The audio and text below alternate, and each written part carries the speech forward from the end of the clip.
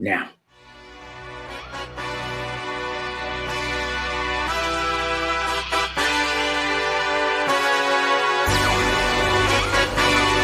Hey, yeah, let's see how you do under pressure. Yeah, I've been wanting this shit forever. I've been in the field with whatever they throw at me. Brush it off, pick myself up, moving on to the better. Hey, yeah, ain't no errors, baby, it's a new era. I wake up early, feeling rich like I'm Kesha. I get to the paper, boy. Extra, extra. Fuck with me, you know that I got it. Come with me, let's take a trip to the islands. We up on the jet, we'll do more than just fly on it. Stand on that hill, you gon' die on it. What's going on, everybody? Welcome to the Fireflies Wrestling Podcast. I like that move, Chris. I like that move. I was still vibing. I got you. You're still This is how you do under pressure. What Street Profits do? This deal? Like the Bobby Lashley thing? A little bit. Kind of. I'll never discuss that. We'll take that away. Bobby, you don't get this one. Anyways, welcome to the Firefly Wrestling Podcast. Today is January. Fuck, it's warm for January. Yeah, dude, look, I'm sorry. I'm tired. I'm coming down off of my morning high. Okay, so give me a little break. It's Sunday. Pause. Anyways, the 1st of June 2025, the year of our Lord, the year of the snake. That's right, Jake the Snake, back for another story. You guys wanted TNA wrestling. Well, let's get the story for TNA wrestling.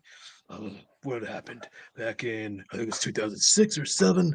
I was part of a little bit of a program with One Monster Abyss, Samoa Joe, this guy from Team 3D, and I think it was Rhino, I can't remember. But they had me be a referee for their signature match known as the Monsters Ball, which is basically a hardcore match. And I got this thing. Oh, Raven. Sorry, there's also Raven in there. The guy stole my DDT. So, you know what I did to him? I gave him a DDT. I put the snake on top of him. And then Samoa Joe won that Monsters Ball. Yeah. I don't remember much of it after that. They just said, bye. That's it. That's my story for TNA. That era in wrestling, a lot of snakes were put on a lot of different men. Pause.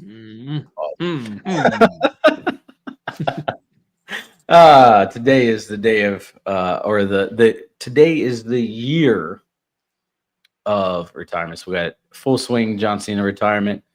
We have potential Bill Goldberg retirement. I know we keep saying potential, but there's potential for that shit to happen. Hopefully it happens soon because I don't want to sit and wait for Goldberg to retire.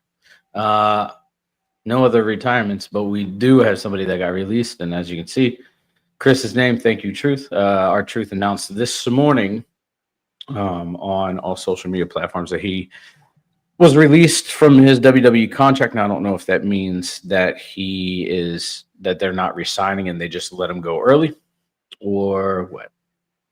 But thank you, Truth. Truth has some of the best things. John Pettit says, I don't buy it from Truth. Here's the thing, man. I said the same thing in our group chat, and Chris actually brought this up, and Chris pointed out and said that there's been many superstars that have said, that have thanked Truth, and even go so far as BG James or Road Dogg, said how heartbroken he was. Everybody, even James Ellsworth, right? I follow him on social media.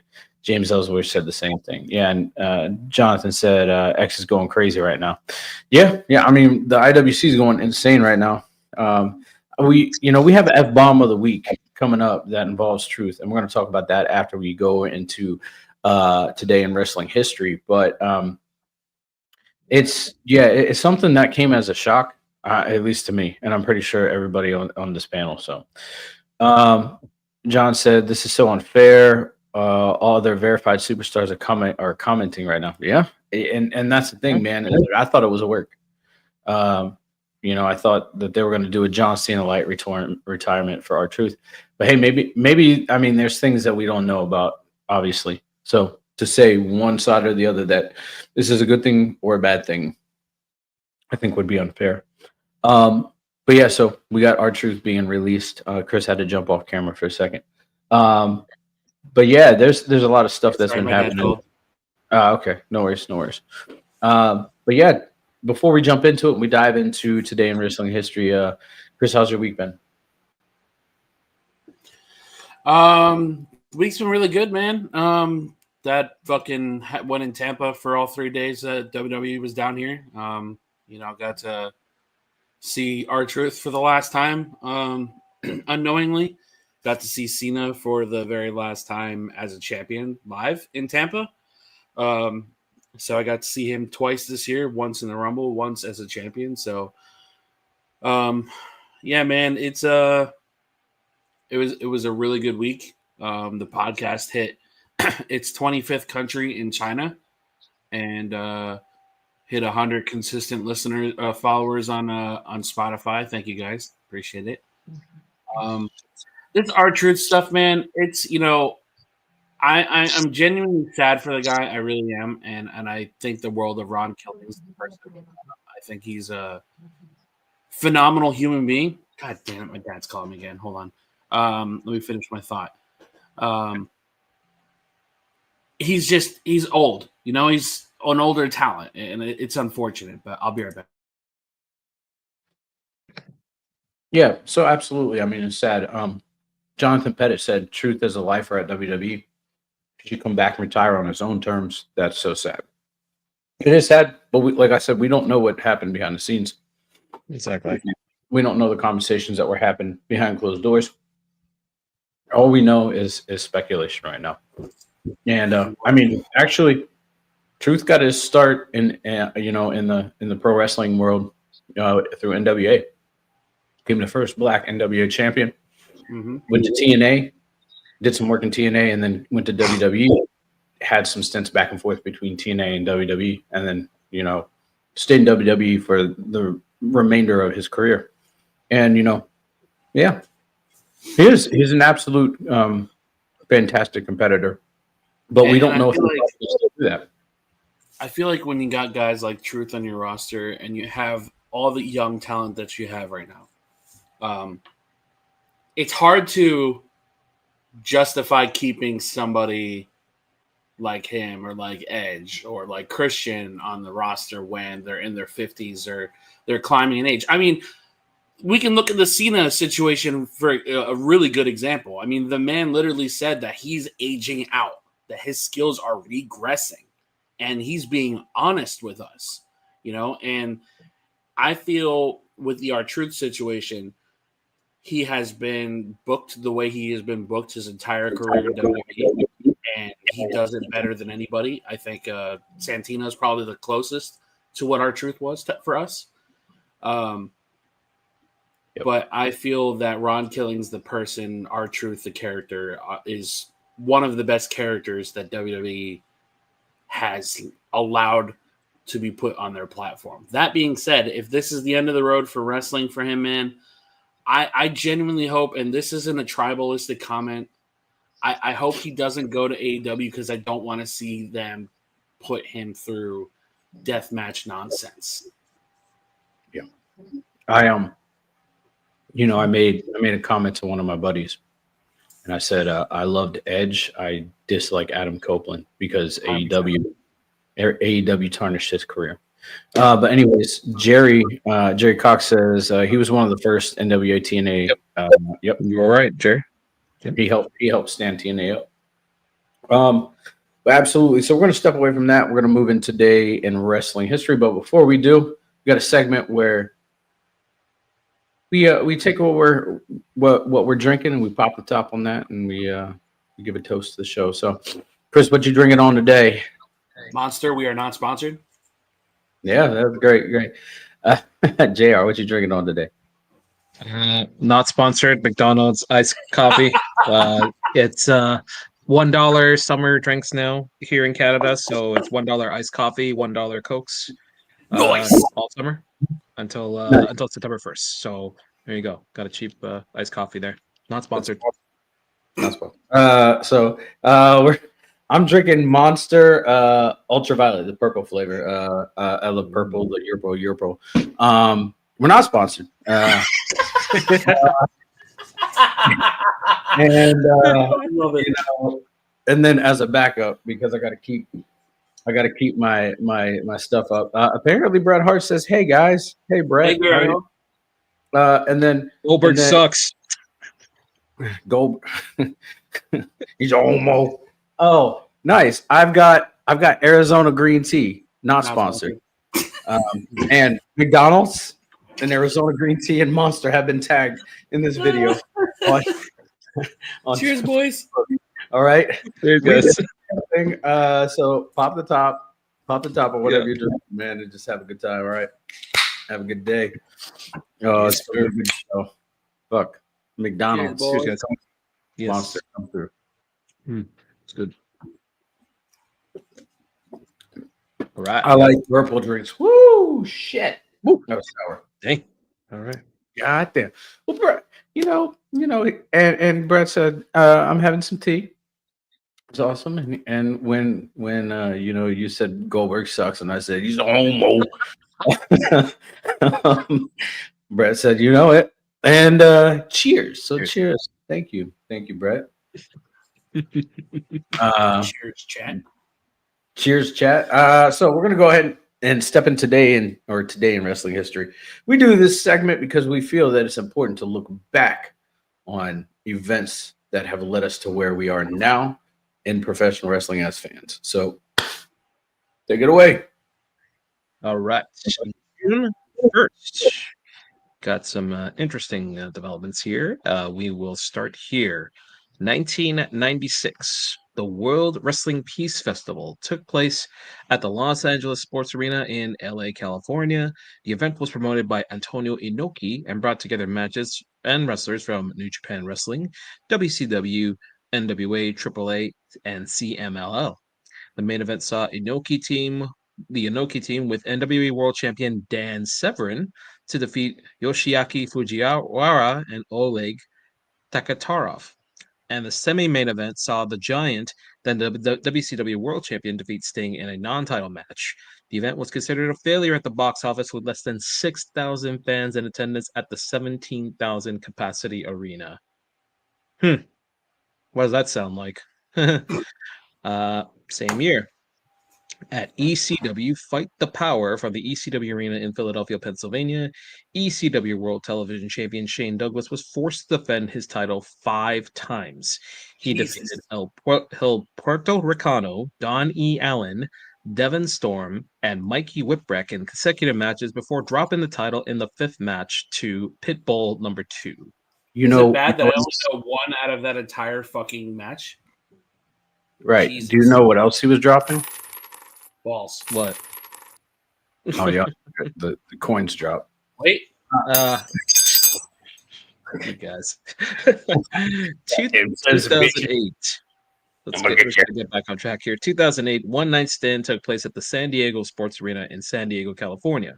All the matches were on the show had extreme stipulations. The card itself.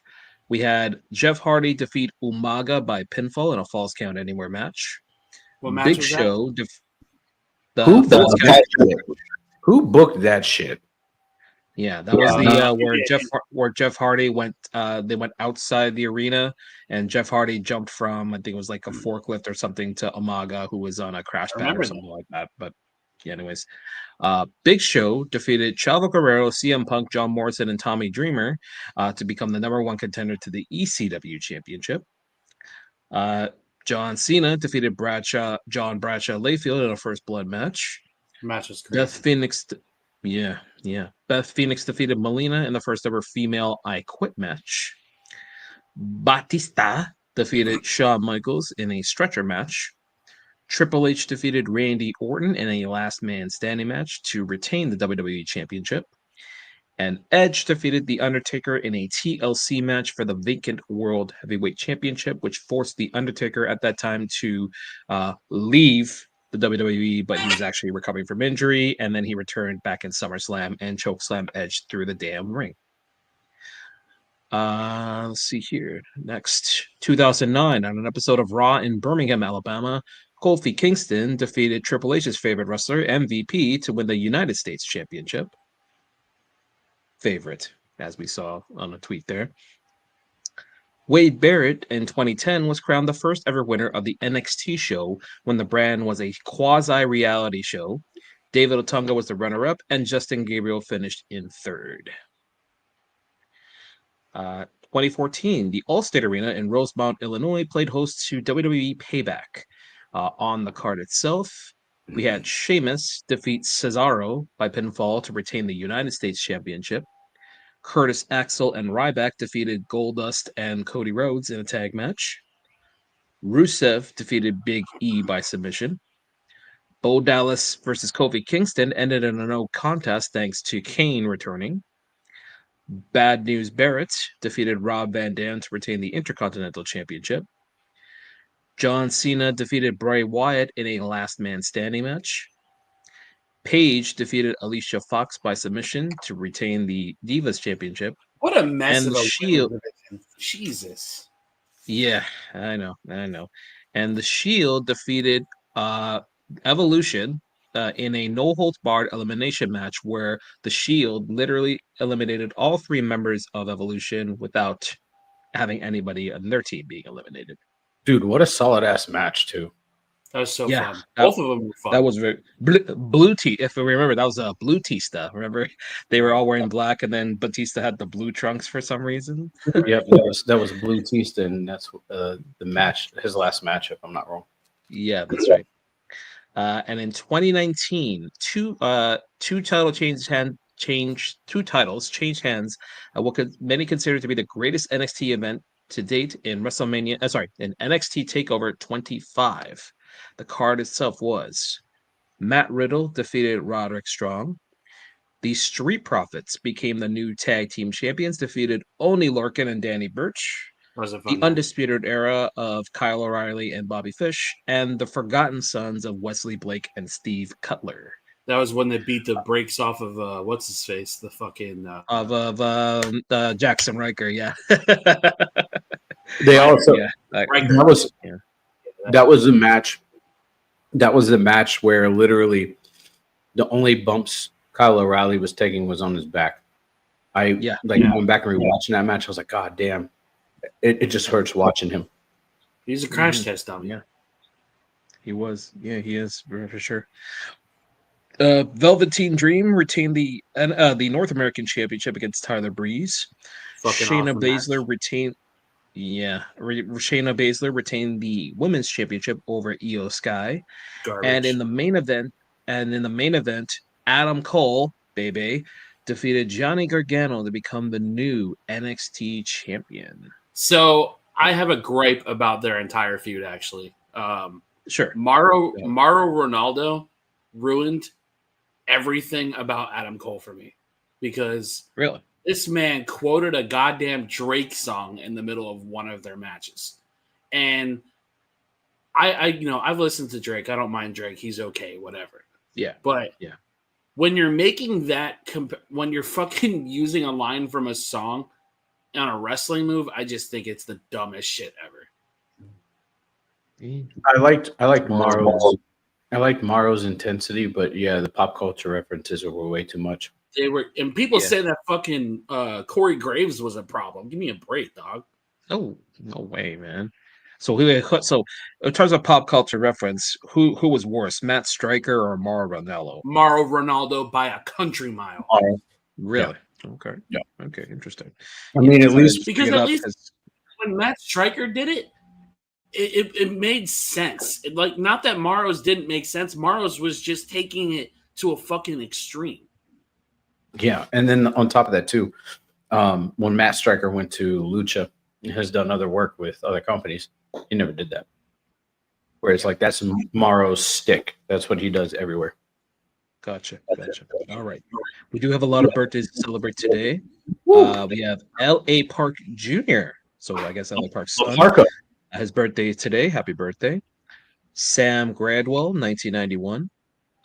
Underrated. The Beautiful Velvet Sky, 1981. Oh, yeah. My favorite cowboy, James Storm, former TNA champion. Scoot Andrews, 1971. Ian Rotten, 1970. Nick Big Bully Busick, 1954. Are the And Rotten brothers still alive? I'm not 100% Ian, sure, to be honest. I don't think Ian is. I know Axel is. Let me look it up. Just keep going, and I'll. Okay. And then Nick Billy Busick, 1954, and Black Bart, 1948. And that is your day in wrestling for June 1st. What about White Bart? God damn it. Just kidding. They're called the Bad Breed, if I'm not wrong. Yeah, Ian and Axel Rotten. Had one of the craziest ECW matches I've ever seen in my fucking life with the glass. Yeah. Ooh, dang. You ever Axel seen Rotten that passed away. one? Yeah, Axel passed No. away. Ian's still alive. Yeah, Dude, so they fucking put glue on both of their fists, and they did a deathmatch style. They put their fists in a bowl of glass, covered it completely, and fucking they dropped the ball. Well, James Storm didn't want to come to WWE. That's not on WWE.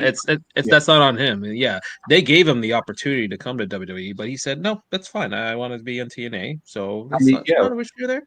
Yeah. He did like two. He did like two NXT shows, and then didn't come he back. didn't want to stay. He That's didn't. fine. He didn't want to work the work schedule, and that's fine. Plus, Glorious Bobby Roode is better than anything Beer Money could have been in WWE. To be honest with you, Facts. That's a fact. Yep. Jerry said I didn't know that. Yep. He's done two TNA appearance or two NXT appearances. is he retired? James Storm? No, I think he's doing acting right now. I believe. Yeah. My brother went to do a little acting. Anyways, so that's today in wrestling history. And before we jump into like Raw, SmackDown, NXT, and all that, we got a few F-bombs of the fucking week. Are we covering Battleground? Oh yeah, we got to cover Battleground. Yeah, we'll cover Battleground first. Okay. That was a hell of a show. But anyways, Chris, do you want to start off with yours, and then Jay always got to cover that afterwards. All right. Yeah. Yeah, please. So my F-bomb has to do with the R-Truth release.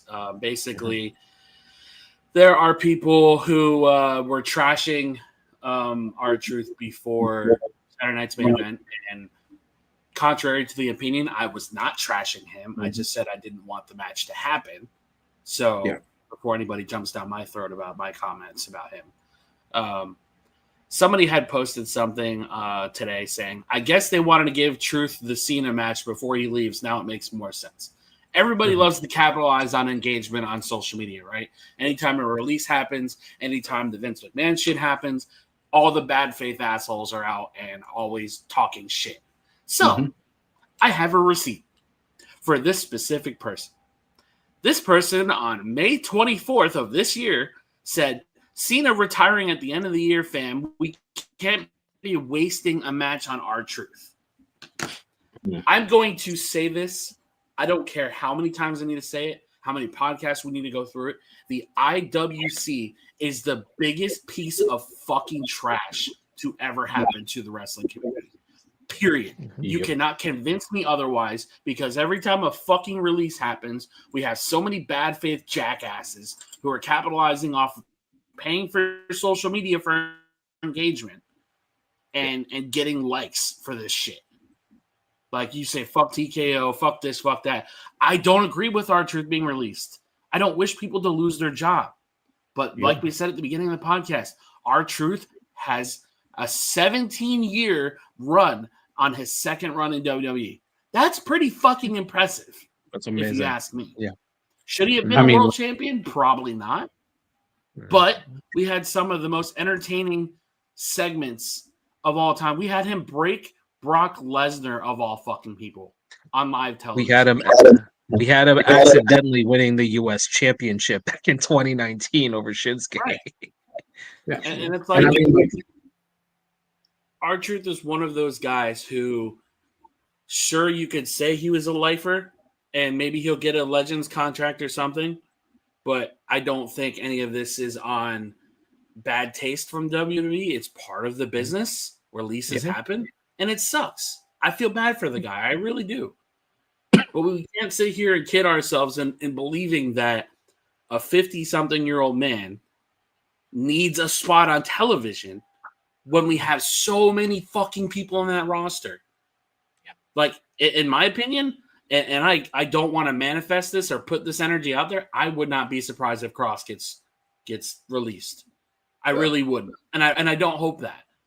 But again, we're at a point where the roster is inflated to all hell. Yeah. AEW has the same problem. Mm-hmm. It's just because there's so much talent and not enough space to put them. Right. There's only so much television time. Yeah. I mean, you have 3 hours of Raw, 3 hours of SmackDown, 2 of NXT, and then sometimes a pay-per-view. And then with the introduction of AAA, that's good, and Evolve, right? Like, that's good. But once again, that's a lot of television to ask of somebody to watch in a week. Yep. I mean, right now, as we're looking at, we got 8 hours minimum if you don't watch anything else. Right. So yeah. Truth has had a hell of a career. Let's put it in perspective. Him and Natty have the same tenure, same time in the company, like consecutively. So it's crazy. And it's not like Truth hasn't had great moments, or, he had the best run of his life at WWE. So hey, sucks to see him go, but I think he's gonna be okay, guys. I think he'll be all right. Yep. Oh, he'll be fun. Anyways, JR, what are your 2 F-bombs of the week? It's about our favorite punching bag of that company there over where Tony Khan is. So let's start with a certain release that happened. So we're speaking of releases here. I was going to start with the other one, but we'll start with the releases here. So we got news of a certain female talent that was essentially removed and released in Mariah May. And now she's basically on her way to WWE, which is what she always wanted. Good on her for only signing a 2-year deal. So it's like she got out of there before she got stuck in what we call North Korea AEW there. But some interesting, yeah, I know. But so I found some interesting tweets, which I found very disturbing per se. Let me just share one of them with you here. Let's see here. Here, okay, yeah. Okay, number 1.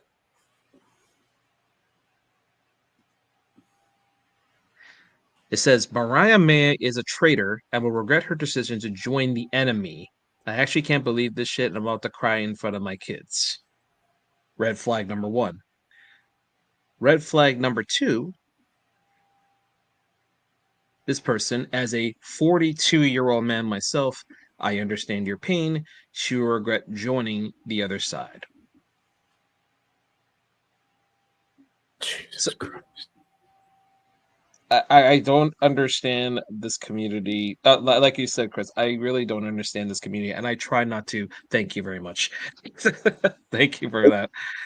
And I don't understand why this community has to just suddenly just flip a switch when a talent just says, "Oh, by the way, I'm not going to be here anymore," or they release them and then they're going to the enemy per se. It's like it happens. It's like I don't know why you have to use this clout to get your attention and all that. I don't know if you've been dropped on your head or whatnot, or if you're not getting enough love, but it's like these kind of takes make me as a wrestling fan feel very dumb nowadays, because it's like I'm trying to enjoy it and then these people just suck the life out of it. So that's that one, number 1. Number 2, the Double or Nothing event that happened on this past weekend. It happened to be the anniversary of that weekend of a certain person who passed away in an unfortunate accident. In this case here, in Owen Hart. And rest in peace to him always, because it was an unfortunate thing that happened. And it's just, my heart goes out to him always. The problem I have here is that they had a match because they also had the Owen Hart Cup final there for both the men and the women. But that's not the problem. The big problem was there was a Anarchy in Arena match, whatever they call it, some kind of street fight thingy. There was a certain point during the match where they started playing music in the background. I don't know why they were playing music in the background, but then the one that kind of threw me off, and I know it kind of threw, not many people are saying this, but Kenny Omega decides to pull out a song from Drowning Pool saying, "Let the bodies hit the floor." Mm. He had the whole crowd singing, "Let the bodies hit the floor, let the bodies hit the floor." So think about it. You're putting that song on, and you have the Owen Hart Cup Memorial Trophy at the same time. Does that not sound It's like tone deaf as fuck. where's the taste in that? Yeah. Like who even approved of that?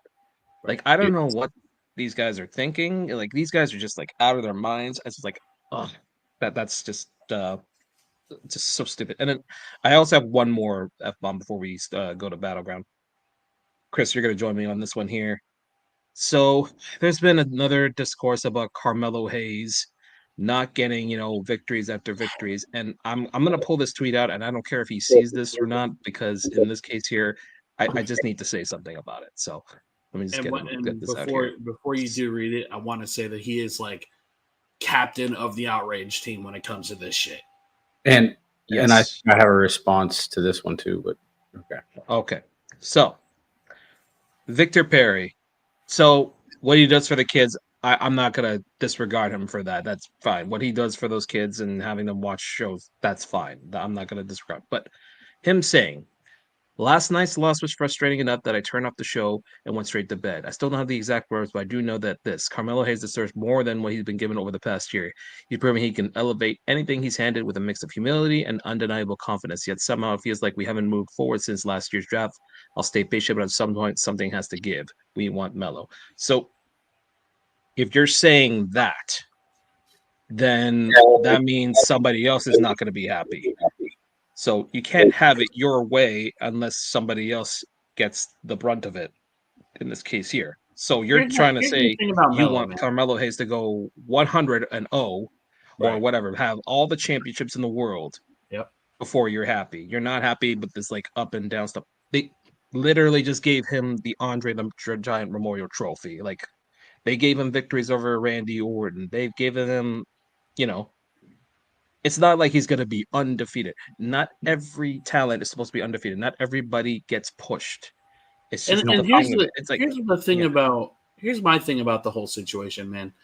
They were bitching about Andrade not being on TV and not getting opportunities for a solid year since he has returned. He has literally been given fuck all since he has come back. I have openly stated that, and I will forever sit on feeling that. Because Andrade, I think, is an incredible talent. Melo is too. But you're kidding yourself if you think Melo deserves a spot. Again, because he was in last year's Money in the Bank, if I'm not mistaken. He was, and so was Andrade. Over anybody else in that match. Melo is very young. And he is in a place in his career where his losses are not going to hurt him. No. That's like with Stephanie losing the title and people saying, oh, they put it on somebody like JCJ. Shut the fuck up, bro. Like, this community is so fucking performative when it comes to this shit because none of it ever feels genuine. And the thing, whenever you respond, Sean, I'm just going to say the thing that pisses me off about Ricochet is the fact that he talks out of his ass so fucking much, regardless if it's character, regardless if it's rage baiting, it turns this community upside down and it makes all the jackasses that inhabit it that much worse. Absolutely. JR, also, they gave him probably one of the best mentors, on-screen mentors that you could have. Yes. Right? They've literally given this man the keys to success. But we, as a wrestling community, want it now. And if we don't have it now, then we're going to tweet our displeasures like Triple H says. So one of the things I'm gonna bring up is what Ricochet said in a response to this tweet, this exact tweet. He said, "He works for WWE. That's the prize. That's the reward. Shouldn't that be enough? He works for the biggest promotion in the world. They make the most money. They get the most views. That should be enough. What does he want? More? Sounds selfish to me." And the thing is, I kind of agree with it to a point, to an extent. Because Carmelo is living his best life. If he went elsewhere, do you think that he would be featured as much or have the spot that he's in? No, absolutely not. We've seen what happens to other guys that go to that big promotion, that other promotion. I won't say big promotion, but that other promotion. And so he's living out his dream. He's living out his best life. He's making all the fucking money that he can, but he's also going to be making more later on in his career.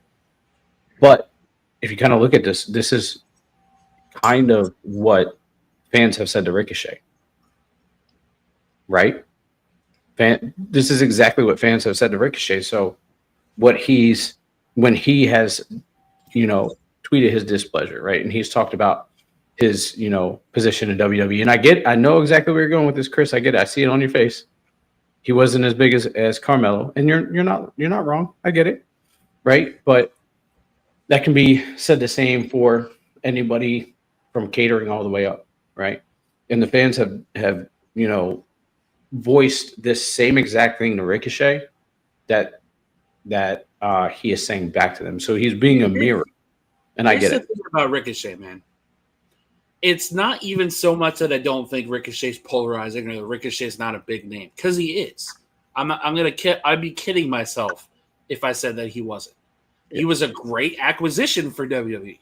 Mm-hmm. But the fact that he waited until after he left the company to say if AEW existed before he signed to WWE, he'd go to fucking AEW. Because AEW doesn't require you to have microphone skills. It doesn't require you to draw tickets or fucking make money for the company. That is what CM Punk has been saying about that entire fucking roster since he left. Nobody on that fucking entire roster wants to make money. Genuinely. All they give a fuck about is star ratings. Mm-hmm. Here's an example. Dave Meltzer gave John Cena and R-Truth a 1.25 fucking stars for that match. A match that was literally booked that way for a fucking reason. Mm-hmm.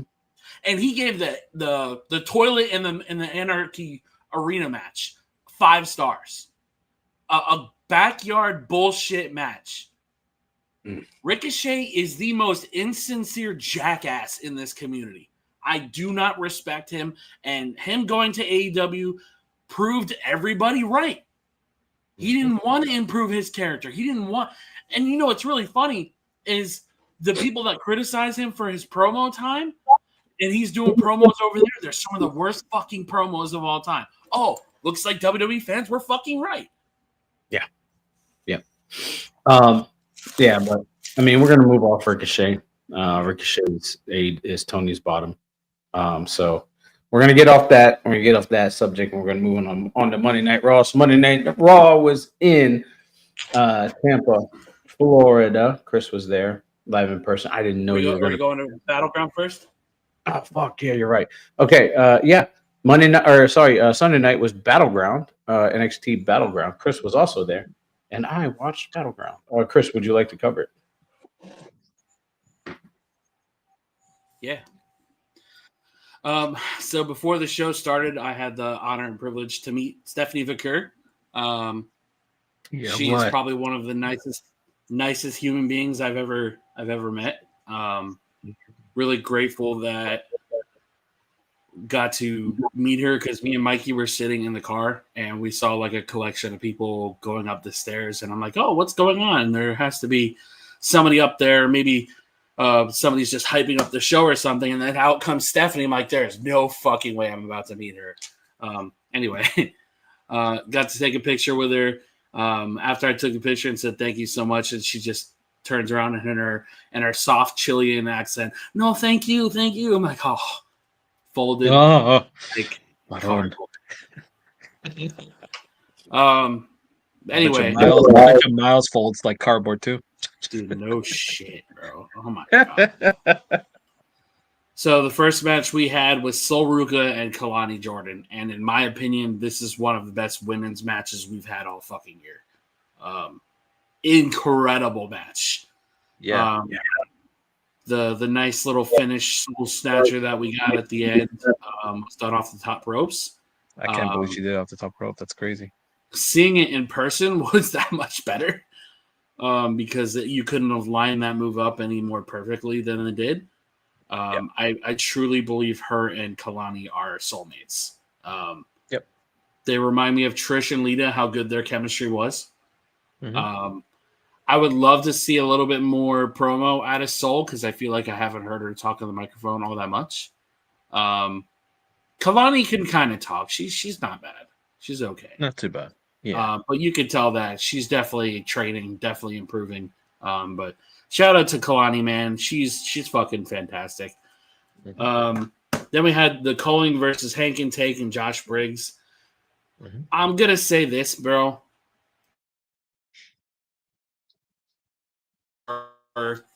We went to the show that I was not feeling very confident about this match. Something about Hank and Tank on PLEs versus NXT TV is so fucking weird to me because they absolutely killed this match. My God, yeah. We did a full Vegas in Tampa. They came out to almost silence, like everybody. That includes the Coling. Really? Yeah. Really? And you know, people were cheering a little bit. I mean, you could hear maybe like 10, 15.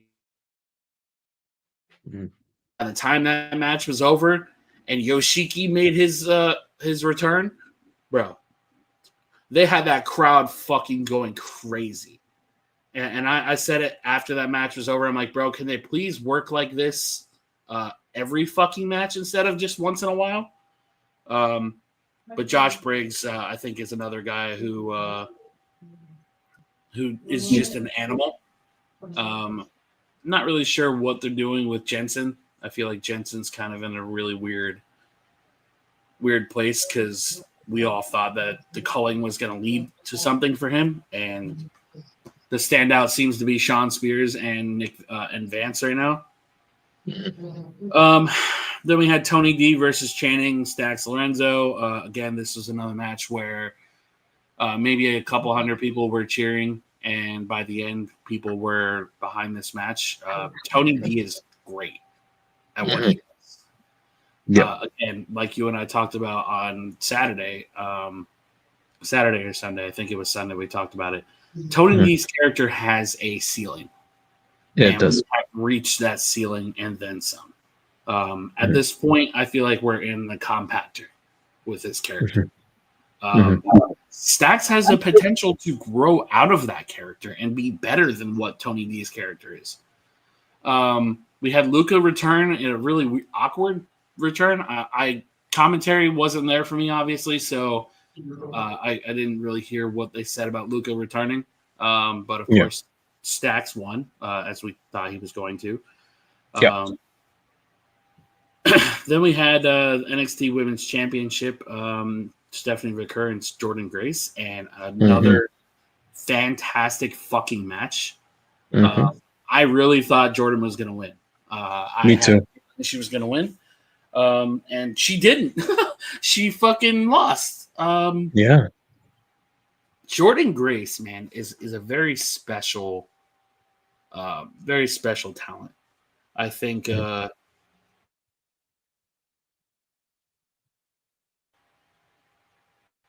can honestly always give you a good show. And Jordan just over-delivered. Of course, Stephanie McCurr over-delivered. Then we had a preview. Ricky Saints finally got to see him in person, so that was pretty great. Got to see Ethan Page as well. Fucking Ethan Page and Ricky was made official for this Tuesday, and we'll talk about that when we get to that. We had Oba Femi versus Miles Bourne, and fucking hats off to fucking Miles, bro. Wow. Miles broke out in this match, in my opinion. He did.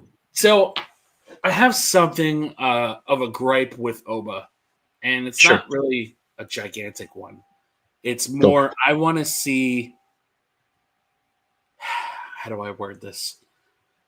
I want to see a bit more out of Oba than what we're seeing.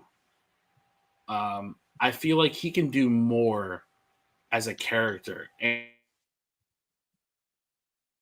promos. You know what I mean? Like I just kind of feel like it's like, oh, I'm the ruler. You're not going to beat me, and then here's our match. I feel like there's It's like nobody that's a real threat to him right now, yes. Right. At the moment, yeah. And maybe that's done by proxy. You know, maybe it's just done on purpose and letting the roster kind of build itself up, which would make sense. I Exactly. guess. Yeah, because you got to build somebody up to take the title from Oba, but we don't have that person yet in this case here. Right. So. And it seems, like I said, it seems like UCC. So we'll see. We'll see what happens. Then we had the Trick Williams against Joe Hendry. Wow. Yeah.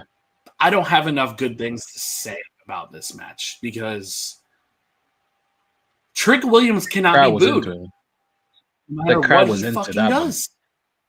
Yeah. And I know. what's really crazy is, you know, a lot of people were there for Joe Hendry, but I feel like more people were there for Trick. And Trick got a really loud reaction, but so did Joe. And before the match started, I don't know if it came off like this on camera or on TV, but that crowd was ruckus as fuck before that match started. Like they were going crazy. Yep. 10 out of 10 match. I think this is probably one of my favorite Trick Williams matches. I think Joe Hendry. So the weird thing about Joe, right, is I think Joe is a really good worker. Obviously, he has his character figured out. His promo skills, I think, are severely top tier. Joe's in-ring work, I feel, needs a lot of polishing. I want to see him improve in that matter because I feel like him and Trick have chemistry, but it's not like Ilya and Trick kind of chemistry.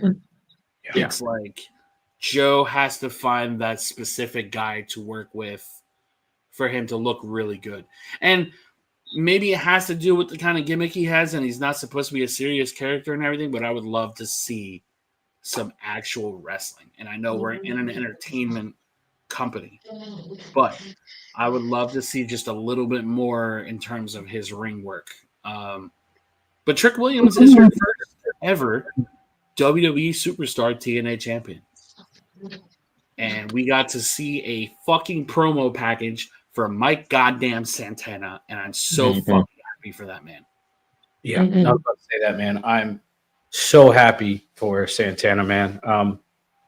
He's friends with Penta and with Ray, and to be able to see them kind of help usher the way in for him to step through TV and be on WWE programming is awesome. I want to see it more. I know that we've seen it on NXT, but I want to see more of it.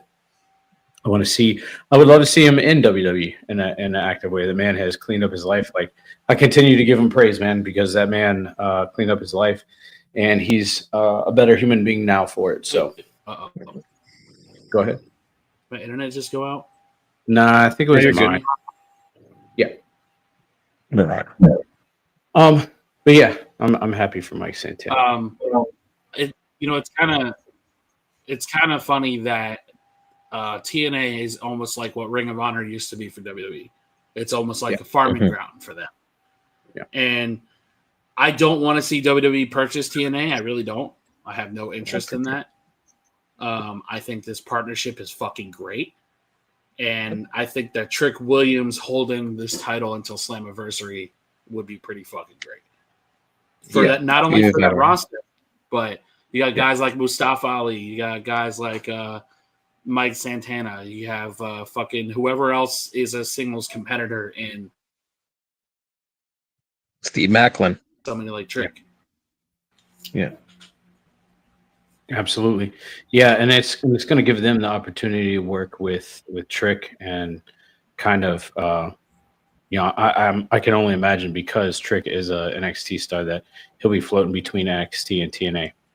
Yeah. And hopefully not giving TNA the AEW treatment, the Kenny Omega and the Christian treatment.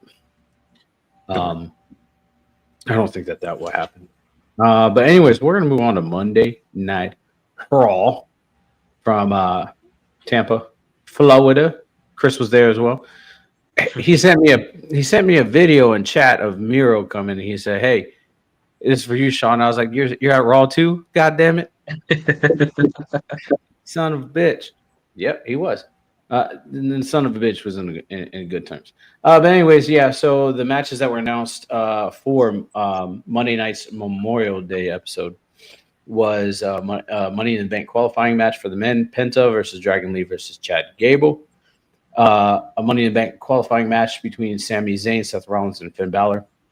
And a triple threat match for the World Tag Team Championships of War Raiders, New Day, and the Creed Brothers, as well as Akira Tozawa versus Rusev.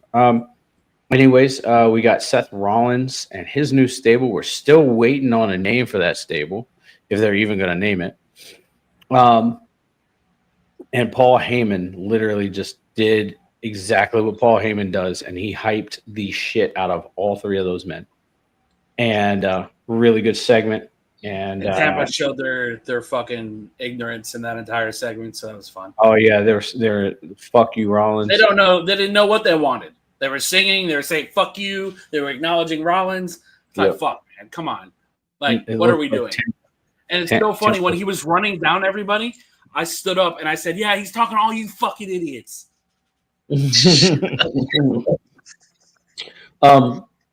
So he was running down the list of I'm a revolutionary, or I'm a visionary, I'm a revolutionary. Anyways, and then CM Punk came out, and CM Punk disrupted it, and then I'm pretty sure Sami Zayn came out.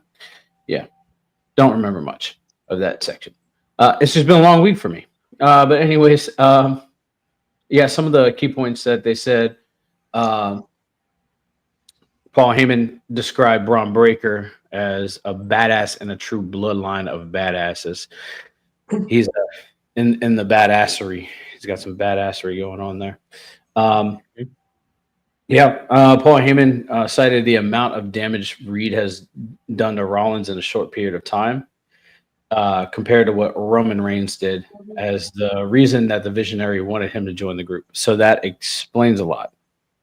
Because there was that, I know I've seen a lot of people saying online, like, they just had a feud not too long ago. Why is Bronson Reed in the stable? So that kind of makes a lot of sense.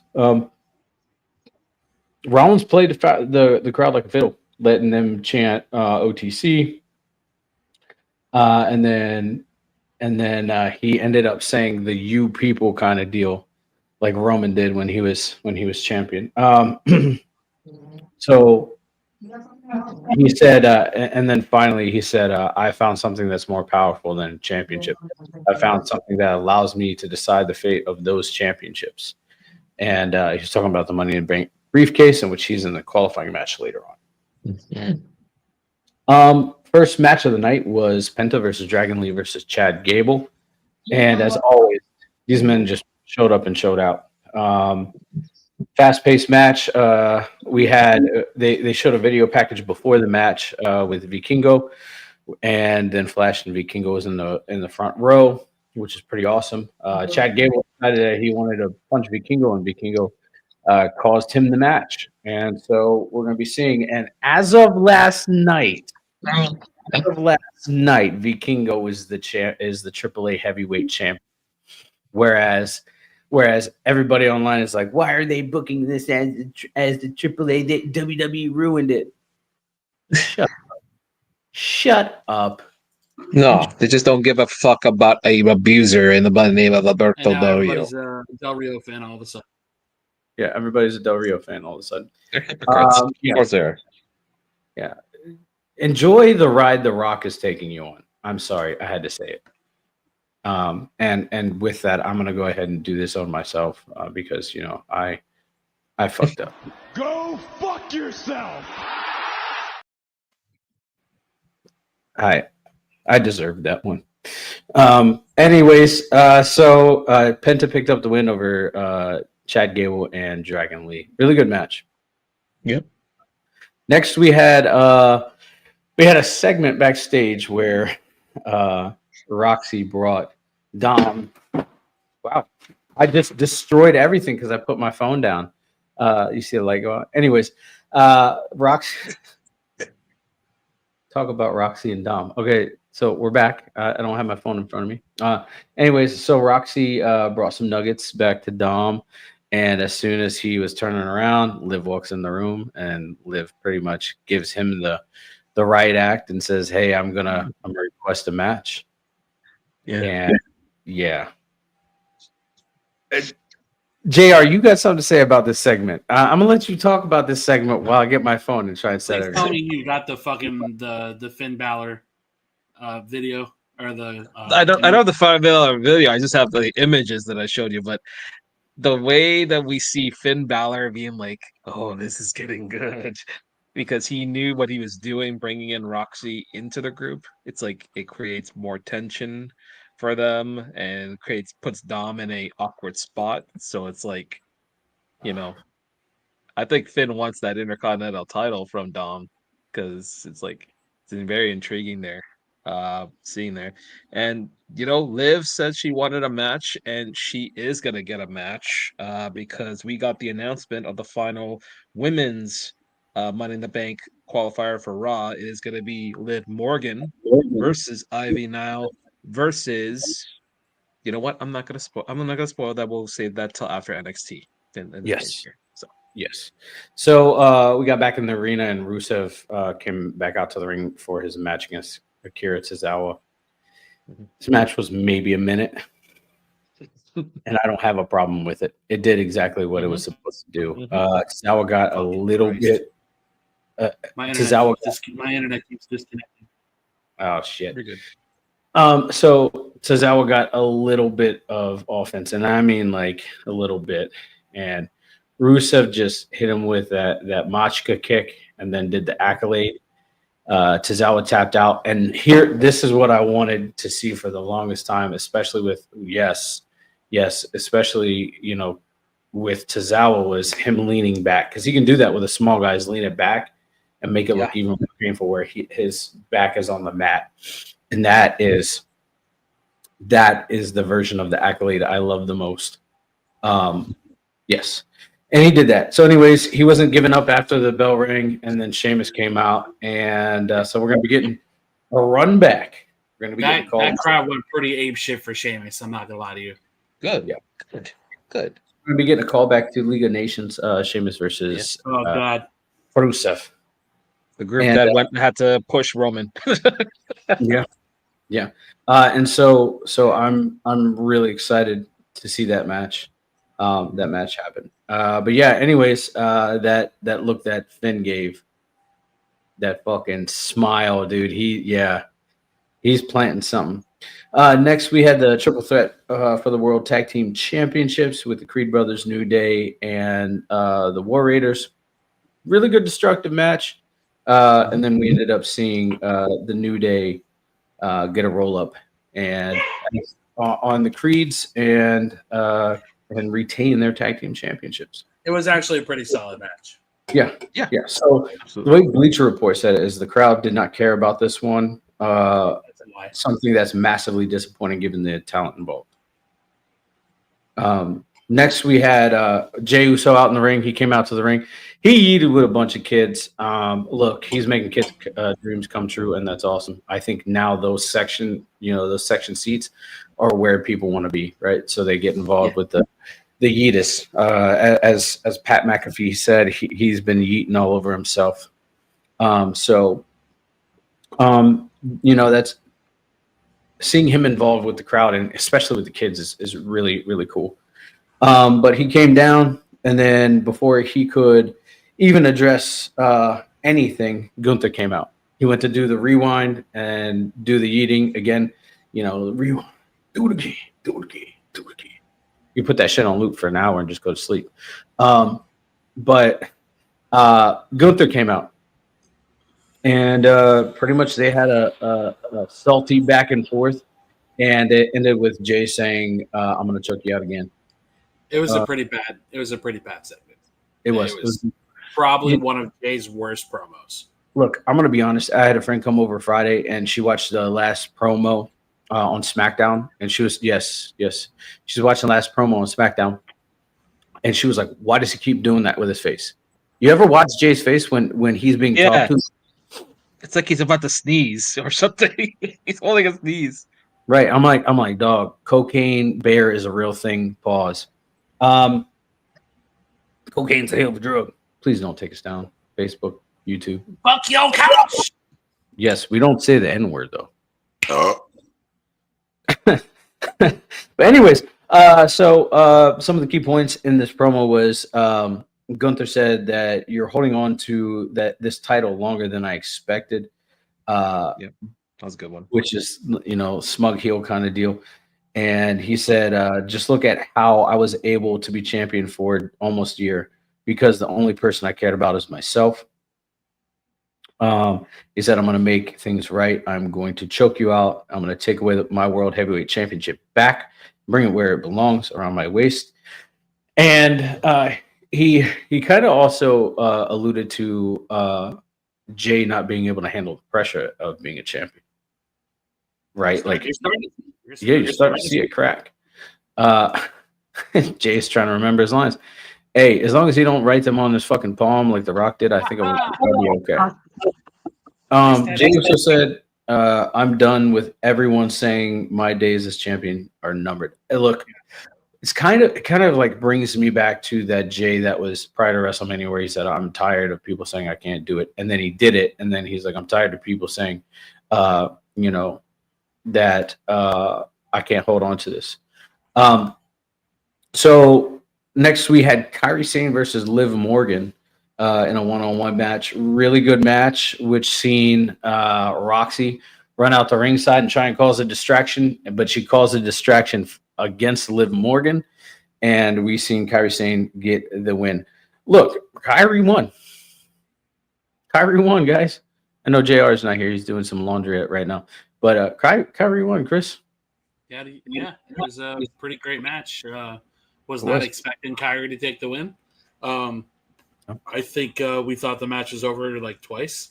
And it seemed like both of those. I think there was a spot where they fucked up the finish. Yep. And I think that's what led to Kairi getting the pin. I mean, not saying that she wasn't the one that was made to win that, but it was a strange match to say the least. I'm just happy Kairi won. Happy I had to see Liv Morgan, and fucking Christ, Liv Morgan. Look, I'm just gonna say this: like, we're starting to see more injuries and more spots in women's matches that are very scary, right? Potentially be real harming. I wish that they would slow down just a little bit, right?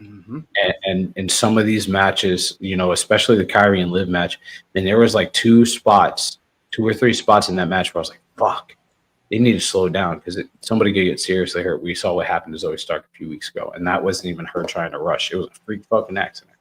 But we seen what happened with Zelina Vega and Chelsea Green, right? Chelsea broke her fucking nose. We'll find that out on SmackDown. But these women just need to slow down just a little bit, Don't need to be hurting yourself to put on a good match for us.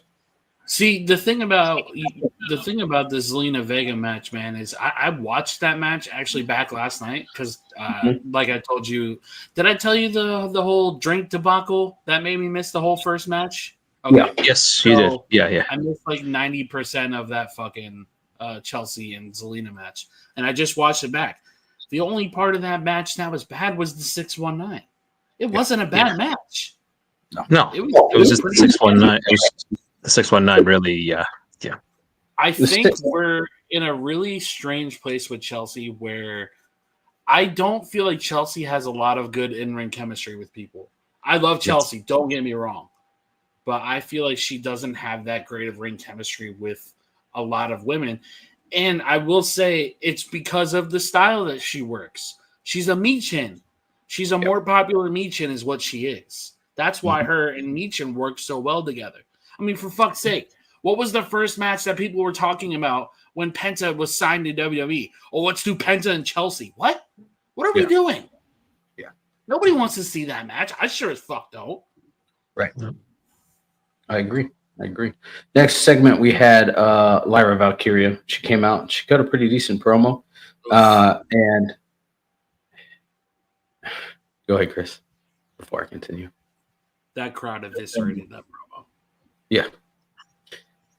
Okay, we're going to answer a question from YouTube. Question, do you think R-Truth leaving wrestling or will AEW be interested in him? Look, I'm going to be honest. I said at the beginning of the program, and I think everybody on the screen has said it. We don't want him to go to AEW because it's going to tarnish his career. We don't want that shit. It's going to do what it did to Adam Copeland. Yep. And there's only two people that come from WWE into AEW that it actually benefited. Well, maybe three. Swerve, but he was already on the Indies prior to even going to WWE. Christian and Mox. That's it. It hasn't benefited anybody else to be on that roster. If we're being 100% honest here, did it really benefit Christian? I don't think it did. I mean, he was their heavyweight champion. No, he was TNA heavyweight champion. We saw how that well worked out. Yeah, I mean, but it worked out in his favor. The company. Yeah, but it worked out in his favor. I agree. Look, and then this whole patriarchy fucking character. Contrary to popular belief, I like it. When it first started, it wasn't bad. But now we're in that vortex of it just doesn't. They gave him that briefcase or whatever the fuck, and he jobbed to Moxley. Yep, pretty much. And your is to. But anyways, I think some of the things that were said were less than savory in some of those promos. But I mean, if he was trying to get that reaction, he was trying to get that reaction. I think that we could have left some of the parents out of it. But anyways, so Becky Lynch is going to have a match against Lyra at Money in the Bank, and Becky came out, interrupted Lyra, and pretty much they had a decent back and forth. And Becky proposed a bet that if she loses to Lyra at Money in the Bank, she'll never challenge for the U.S. Championship again as long as she's champion. Intercontinental Championship. But if she is to win, then Lyra has to raise her hand. And I can't remember. I feel like this storyline has happened before. Right. Like it kind of sounds like JBL and Shawn Michaels. Yeah. Also, I think Randy did it at some point. I don't remember. I remember King Booker and Jerry Lawler did that once, where Jerry Lawler had to crown him, and then Booker T went from King Booker to Booker T when he did it to it. So it's like, yeah. Some of the King Booker. Not to be confused with Goldust and Booker. God damn it, Carback, damn it.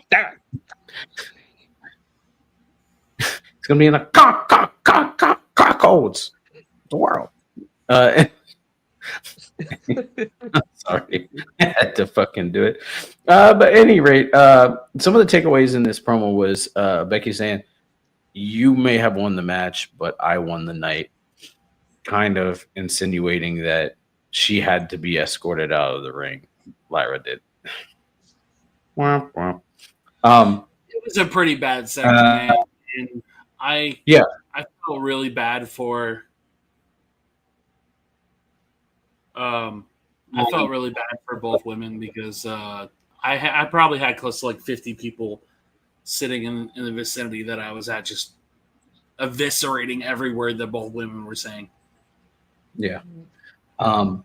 Another thing was Lyra said, "You're a hot husband. You mean the only thing talented about you," which that's like the second or third time somebody's brought up Seth and her marriage.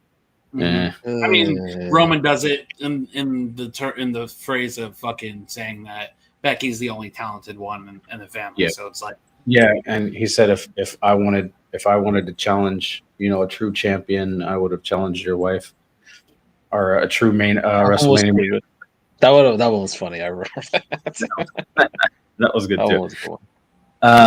Next, well, we had a backstage segment where Sammy was prepping to get go to the ring for Money in the Bank, and Karrion Kross stopped him, and they had this peak battle. fucking reaction, dog. Mm. Peak fucking reaction. If you've ever been in a basketball arena, bro, that entire place went ape shit for him. Yeah, and he pretty much was like, "You had a chance and you blew it. Right? When are you gonna start thinking about yourself?" And Sammy said something where he was like, "I I'll don't deal have with time." you later. Yeah, well, he said, "I don't have time for this right now." And then Karrion said something else. He said, "You're never gonna win a heavyweight championship." Yeah. And I was like, "Oh fuck, he's right." Oh fuck, he's right. And then Sammy was like, "I'll deal with you later." So we're gonna probably get a It's Sammy. gotta happen. Yeah. So don't worry about him not being in Money in the Bank and all that. He's gonna have a program with Sammy, and he's gonna be looking good in it. I just want to say this really quick about the Karrion Kross situation, man. And this is no disrespect to Chad Gable, because I think the world of him as a talent and as a person too. Sure. I really don't like or appreciate the fact that he has 2 Money in the Bank qualifying matches. I really don't. I think That's fair. it's genuinely ridiculous, Fair. and feel like, and I'm not even trying to like join the outrage brigade on this one, but the fact that Cross is not in the qualifying match is a little ridiculous. Yes, I agree. I agree with you, Chris, completely. But I feel like it's the 3 faces of Foley kind of deal, where Mick Foley came out 3 separate times at Royal Rumble as 3 different characters. As fucked up as it is, it's kind of funny. I don't want Mrs. Foley's baby boy is doing a triple header. right. So next we had the main event of Sami Zayn versus Finn Balor versus Seth Rollins, and these guys fucking over delivered, man. Knocked out. God, Absolutely. So yeah, we seen What was the involvement. better triple threat for you guys? Say again. What was the better triple threat for you guys? Oh, this one. Really? I think the Penta one was one. better. No, I thought this one was better in my opinion, personally. Just because I love the finish. The finish was great. Yeah, I like the finish too. I just thought that like all 3 of them have so much great fucking chemistry together. Absolutely. Yeah. Right? I didn't see any miscues in the match, and I know I shouldn't be watching that for the miscues, but I mean, No, it's valid. Inherently, that's what we do as fucking podcasters and wrestling fans, as we look for people to fuck up, not what they're doing great. Referring to Penta dropping a chat on his head. That's one of them. So yeah, I mean, we got the involvement of Bronson Reed as well as Braun Breaker, and then we seen Jey Uso get involved, and CM Punk get involved, and so our winner of the match was Seth Rollins. Seth Rollins picked up the win, but it wasn't without shenanigans, because the ref was paying attention to everything outside, and Dom comes and slides a chair into the ring, and Finn's like looks at it and he's like, okay, and he got set up in the same exact position that Damian Priest put him in when they were in the fucking Judgment Day together, and that's traumatizing. I guarantee you, this is where that shit starts, where the descent happens. It's going to happen very soon.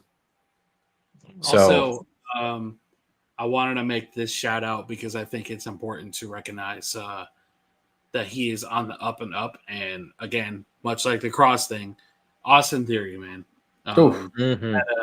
He had a match on main event with Grayson against the returning New Catch Republic, and Pete Dunne has short hair now. I saw that. It was a great match, but I don't think I've ever heard an entire collective arena cheer for a talent that's not getting pushed. he is massively over, and I think the time to pull the trigger is now, before that dies out.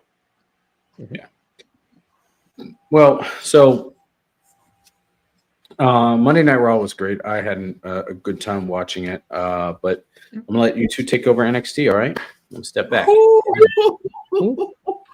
NXT, What an NXT, dog. My what an NXT goodness. it was. Yes. All Oh right. boy. So we started off with Ricky Saints and Ethan Page, and Mhm. this match was so chaotic.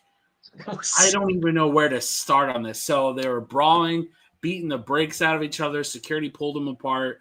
The referee said there's going to be a fucking winner. He's over it. They keep beating the brakes off each other. Security pulls them apart.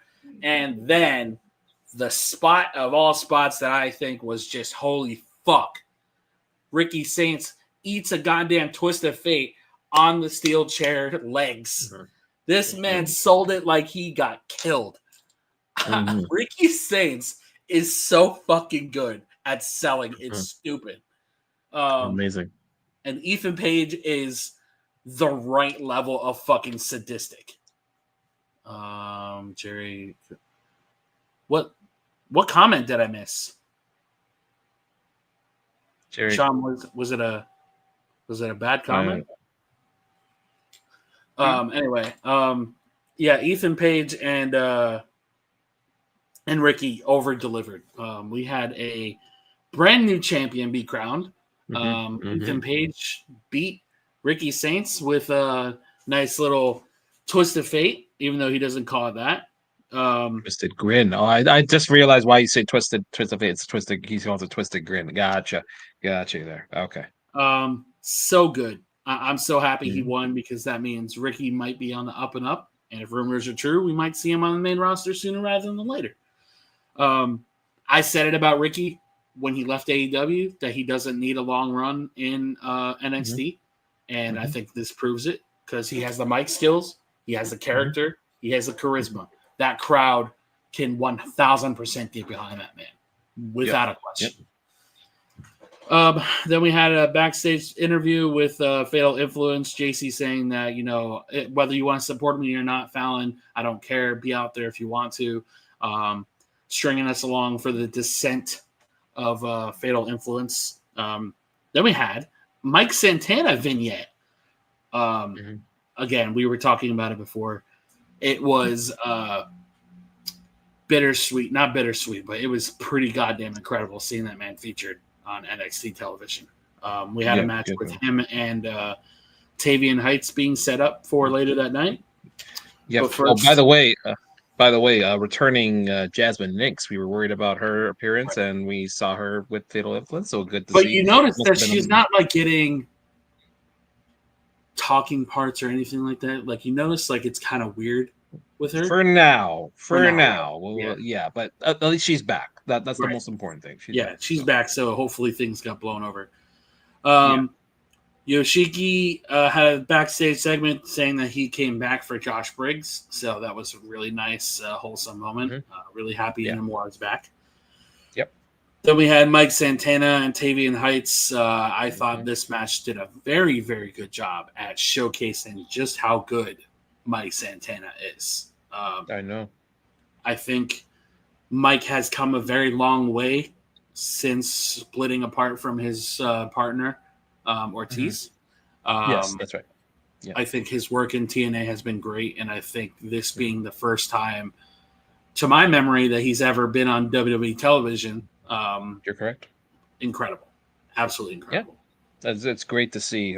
Great to see him. Nice finisher as well. I love the little pop-up sort of clothesline. He calls it the outlines and chalk, and then spin the block for his finisher. I love That's brilliant. Love it. Good stuff. And we had a little bit of a handshake there between Santana and Heights there. Creating more dissension between NQCC now. So it looks like they're trying to break out Tavion and also Miles Bourne. So good. I think that's the smart direction to go. Yeah. I think Charlie's position is fairly protected because of his dad. Yes, he is. But I want to see Charlie do a little bit more. I I don't know where Noam Dar is. I'm kind of getting a little worried about that. Then we had a high-rise vignette with Wesley in TNT.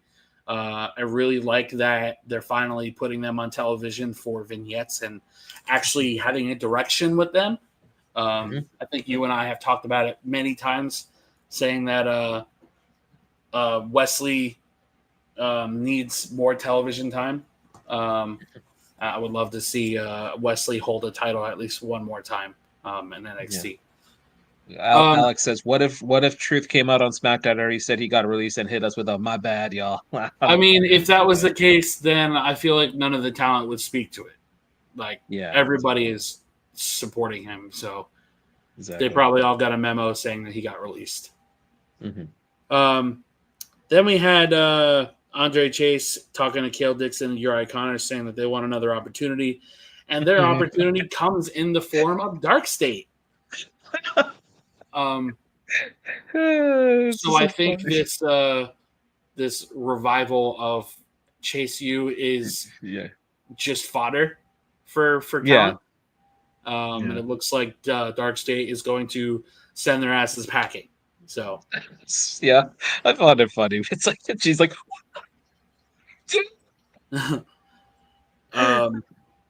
then commentary talked about the Tony D and Channing match. Then we had a really fucking good segment with Trick Williams and Mike Santana, and Santino Marella talking to Trick Williams, saying that he's going to defend the title, and called him the big. What did Santino call him? Oh my god! Hold on, let me find it. Whoa, guys, take it easy. I can see that this competition is getting a little two-headed. Tricky Williams. Yes, that's right. But Santana, man. Santana over-delivered on this promo. I thought he was great. Again, when he's like, what was the line that he's like, you're a pretend-ass champion. He's like, I'm from the Bronx. You're a pretender. You're a pretend fighter, a pretend rapper with those high heels and tight-ass pants on. But then Trick's comeback to this was pretty fucking great. He's like, keep it popping off if you want to. I'm going to take off these lemon pepper steppers and beat your ass. Trick Williams is great. I love the wordplay. It's pretty fucking great. Then Ava says that Stephanie is going to need to find a tag partner for Worlds Collide against Dallas and Chick Tormenta at Worlds Collide. And then here comes Lola Vice, because, of course, it's Lola Vice. Then we had Jada Parker and Tatum Paxley. This match I thought was fucking great. Tatum continues to prove that she belongs on that roster. But Jada Parker, of course, won. And out comes Thea Hale to beat the shit out of Jada, saying that she's going to get her payback. Then we had a nice little Jasper Troy vignette, him winning LFG and making his debut. And we had him versus Dante Chen. Poor Dante Chen. God damn it. Yeah, let me say something. I didn't realize it until somebody pointed it out, but the way Jasper Troy's entrance with the chains and all that, first of all, solid work with him bringing the chains out. It reminded me of the Monster Abyss a bit. Yeah. When he came out. Yeah, if you put a mask on him, don't put a mask on him. But if you put a mask on him and all that, it's like he looks like Abyss because he like with the chains and all that. T-bag. Call him K-Bar. Okay. But yeah, the Dante Chen, like as soon as I saw it was Dante Chen, I'm like, oh, not again. There's a move that he hit in that ring, and he did it in LFG, and that's that black hole slam. In fucking incredible move, bro. I just wow. The black hole slam. I never thought I'd see that again. Ooh, yeah, good stuff. But shout out to Dante, man. That man's the gatekeeper of NXT. I've been calling him that since Level Up, and I think I wish they would give him a chance. I really do. Dante is fucking great, but again, kind of one of those generic international wrestlers, unfortunately, and that's right. He's there for what he's there for. He has to stand out. That's what I said when we were talking about the releases and all that. You have to stand out. You have to make sure that your box office material, so then that way you keep your job and you keep going in this industry. So it's like, right. yeah. And I feel like when you go back and look at all those releases that happen, whether it's Dakota Kai or whether it's Shayna Baszler, like you said, people got to stand out. And neither one of them stood out. I mean, Shayna hasn't stood out since NXT, unfortunately. Yeah. Yeah. But Jasper Troy won that match in a very convincing fashion. And Obafemi comes out and says, your 5 seconds of fame are over. So it looks like we're going to have a man meat versus man meat match. Any chance we'll see any of those new releases getting down with the clown? Jesus Christ. We had a backstage segment with Charlie talking to Miles Bourne and Tavion saying that they have improved, and it looks like the dissension of NQC continues to move forward, and Miles seems to want to break free of that stable. Then we had Ethan Page saying that he's not going to wait to celebrate. He's going to come out and be a cocky dickhead. So he says the title looks really good on me, and we're not going to wait to celebrate. Out comes Javon Evans saying that I want a chance at the title. And Javon's like, you don't deserve a shot at this title, even though you're not a luchador. And out comes Laredo Kid to a really nice reaction, actually. Good for him. Yeah. And then Ray Phoenix comes out. Another fucking great reaction. Yeah. So we're gonna have a phenomenal match next weekend for the North American title. Robert Stone continues to push against Ava, saying they can't believe that Ethan Page is going to be defending in a fatal 4-way. Then they talk about the Shawn Legacy is going to face the winner. And then they talk about Evolve. Sol Ruka and Zarya seen backstage talking about Tatum Paxley, saying that they know they're going through a rough time. If they need somebody to talk to, if she needs somebody to talk to, they'll be there. And calling is, I just want to chance it. Yo, Alec, you got to chill, dog. Chill, bro.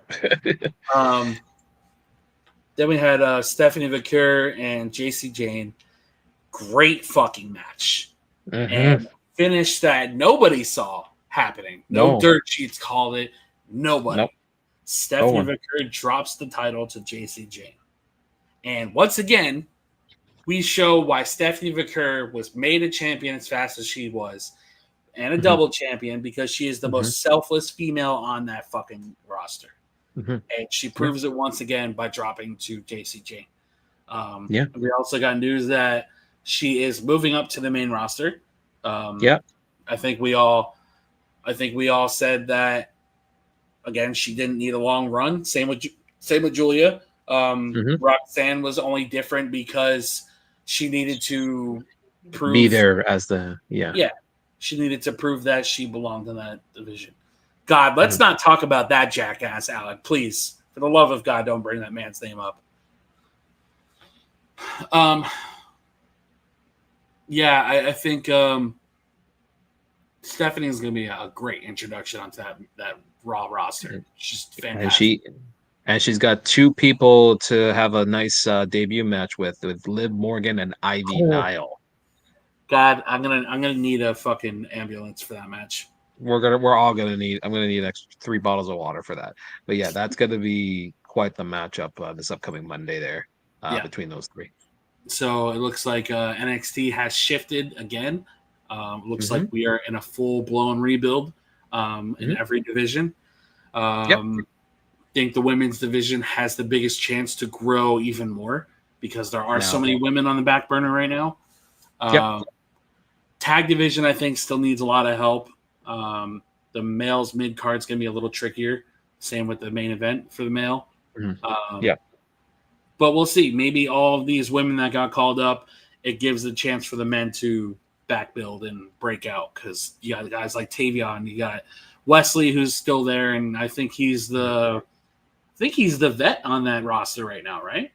I would say probably he's probably the biggest the out of everybody. He's like the vet there, yeah, currently at the moment. Aside from Sean Spears, of course, but yeah. And you know what's really funny? Going back to Battle Round really quick, the crowd was chanting 10 the entire time of that Cole match. Of course. And you know what's really funny? When the cameras were off, when that match was over, he looked up at all of us and he went like this. Oh, good. Well, that's his Florida crowd. He's from Florida, so. Bro, I don't give a fuck. He's awesome. He lives in Florida, so yeah, that's all good. Yeah. He's a good guy. But yeah, NXT was great. Battleground was great. All around solid shows. Sir. Yeah. All right, Jerry, you want to take us away to Smackdown? Smackdown. Absolutely. It's on my phone here. Let's get ready. So we were in Knoxville, Tennessee this past Friday for Smackdown. Started with the return of Bianca Belair coming out here to a rousing ovation, of course. Basically just saying that I promise you she's not 100% yet, unfortunately. She still has that little finger injury on her it was right hand again, I believe. But anyways, I guess she wanted to just come back for this. Which then brought out Big Bird. I'm sorry, Naomi. Coming out there looking all crazy again. He's like, "Oh, you're back. I'm so glad you're back." It's like, I went to your airport. I went to the airport. I went to your mama's house. It's like, nobody was home. So crazy, man. I mean, that's B&D, you know. Yeah, that's a little crazy there, but it still continues to sow the seeds between Naomi and Bianca, which is fine. I have no problem with that. And yeah, Big Bird. Yeah, I was just saying that's like, well, Big Bird was going crazy there, but yeah, and then Jade Cargill comes out, attacks Naomi, has a stare down with Bianca, and then Nia comes out and gets the match started there. So we have our first we have a first Money in the Bank qualifying match in the evening. We had Jade Cargill versus Naomi versus Nia Jax there. Good chemistry from all three of these women there. Good solid stuff there. It ended with now I thought personally it was that Jade and Naomi were going to cancel each other out because of their rivalry, but I was surprisingly and happily wrong on this, and Chris called it. Naomi gets a rolling crucifix on Jax after she hit the Annihilator on Jade, and Naomi very, very good fucking finish.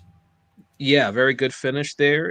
And Naomi it protects Jade still, sort of. And then Nia got rolled up there. So crazy Big Bird, Naomi, goes into Money in the Bank. So congratulations, Naomi. You know what's weird? When I saw that Naomi won, I for some reason think she may win the Money in the Bank ladder match. I think in this case here, because with those with the participants there, I don't think you want to put it on any of the new ones too soon. In this case here, yeah, because I think that would work with Naomi. I wouldn't be. I will say this: I don't think they should put Stephanie in there just to lose. I really don't. And I'm not saying that a loss will hurt her, but I don't want to see her in a match like that, knowing what she can do, just to lose. She's better than everybody that's in that ring. That's in that card ring. Then again, she lost the Iron.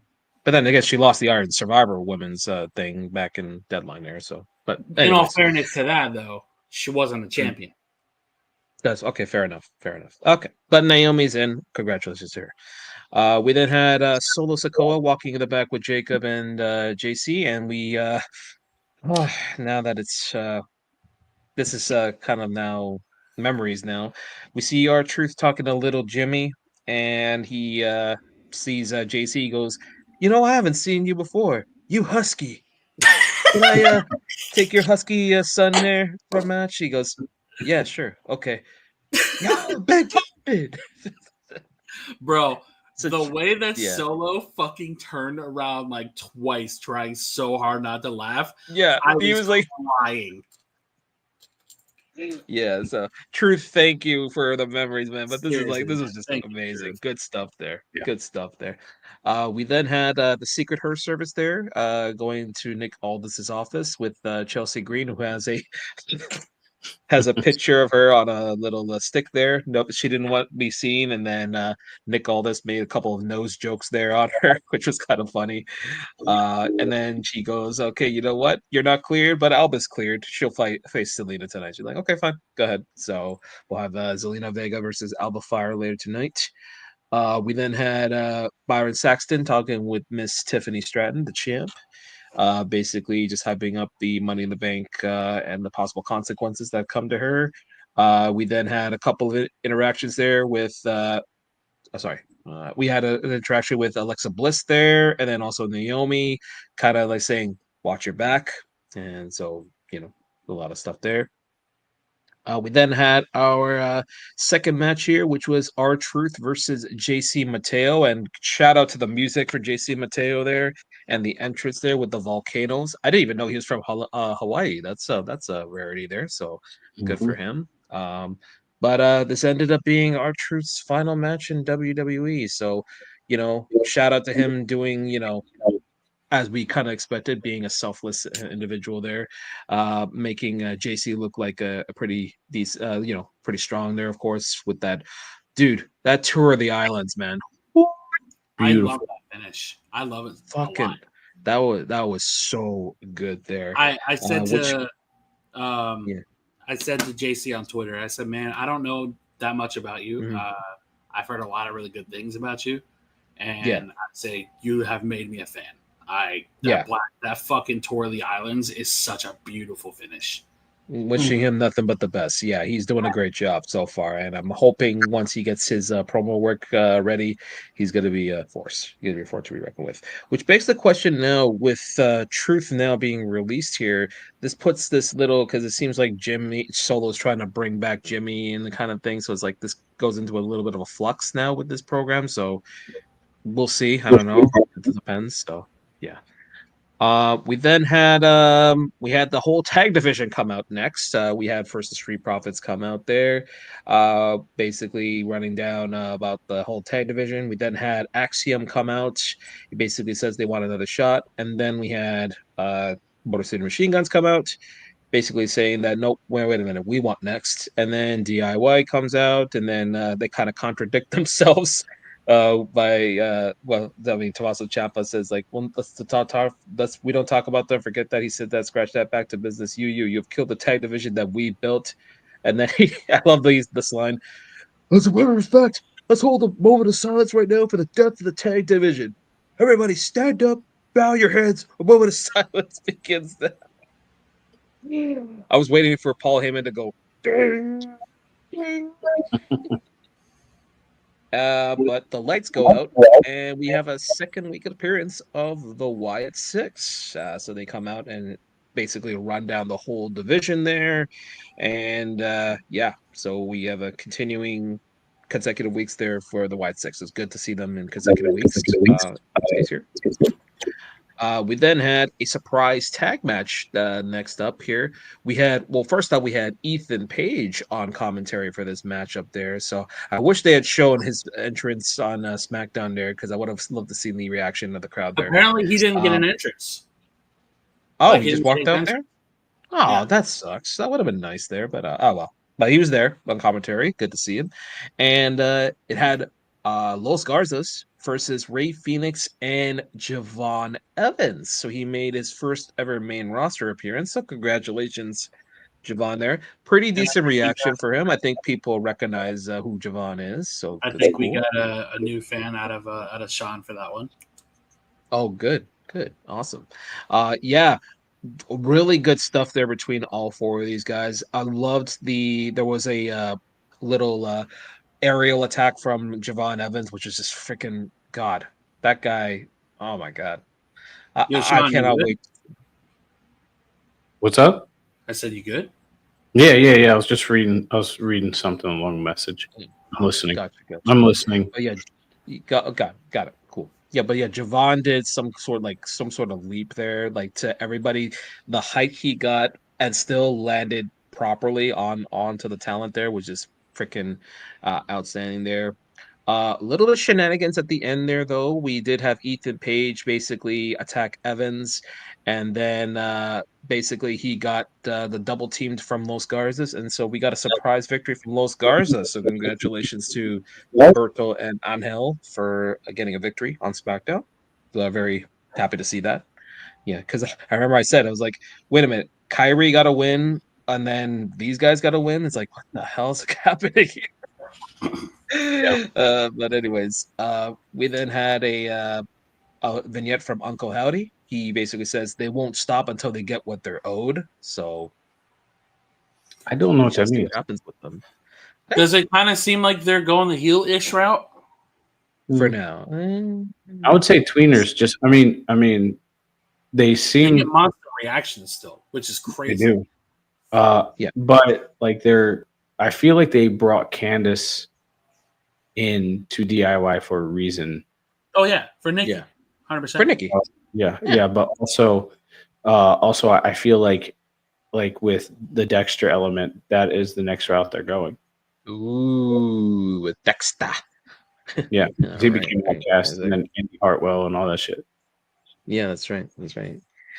We then had our fourth match of the night.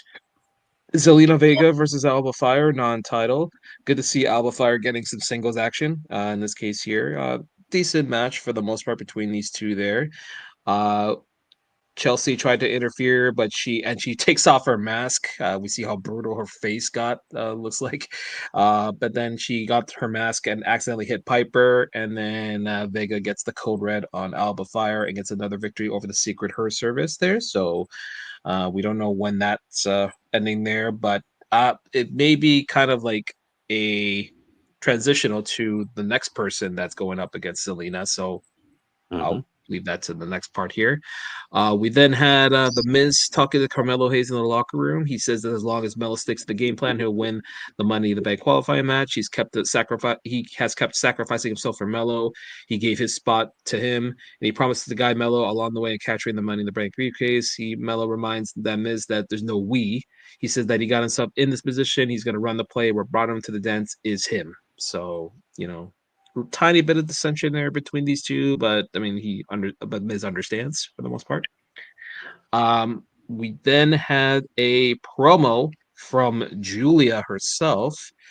But let me just say, her voice literally melts a lot of people, a lot of icebergs. So let's just keep it at there. Do not drop change. I'm gonna read it because I think this promo is pretty good. So, but anyways, throughout my entire career, even back when I started in Japan, I had one goal. It's not to be the best. Everyone says that. It's hollow and empty. My goal is to be indisputable. Love me or hate me, admiration or disgust, it means nothing, but I am impossible to deny. My opponent doesn't matter because I only view them as an opportunity to build upon my legacy. Evidence you cannot refute. Yeah, legacy. Smackdown, you will see. I will hit harder, move faster, think sharper, and conquer everything, just like I've always done. The question is, who's going to let me? Who's going to stop me? If you can't stop it, stop it. So, Damn, dog. She then runs into Zelina Vega and basically gives her an eye, and he's like, I'm coming for your title. So it's like, I think we know who Selena is dropping to. I mean, we're going to assume she's dropping her to Julia, which would be great, which would be fine, because I think this, personally, I think this Zelina U.S. title run has run its course, I think. I just don't, unfortunately, I mean, it's unfortunate for Zelina, but I mean, it is what it is. They gave her a chance, but I just think it's running its course. We had whole Tebow Undertaker talking about money, about Drew McIntyre and all that. I'm not even gonna speak about Drew McIntyre, about Damian Priest there. He bumps into Jacob Fatu. Yeah, it was a little bit of a corny ass promo. I barely paid attention. I think I went to the bathroom for this promo here, but Damian Priest is the new bathroom break. Yeah, it is the new bathroom break. Actually, I think I was watching basketball that night there. So, but anyways, yeah. So I just walked away from it. He bumped into Jacob Fatu, so I think they're having a little rivalry soon. Oh, God forbid. But anyways, well, who's going over. Well, we don't know that. We don't know that. Let's not jump into assumptions there. We then had Jacob. You know, Hey. Well, Drew got the WrestleMania win, so I mean that's something. But anyways, look, hold on. This is how I feel about Damian fat Priest. son of a bitch. Keep going.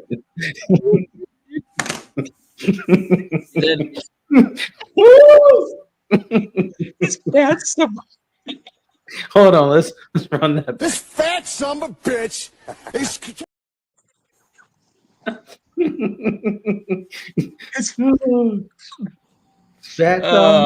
Fuck's sake.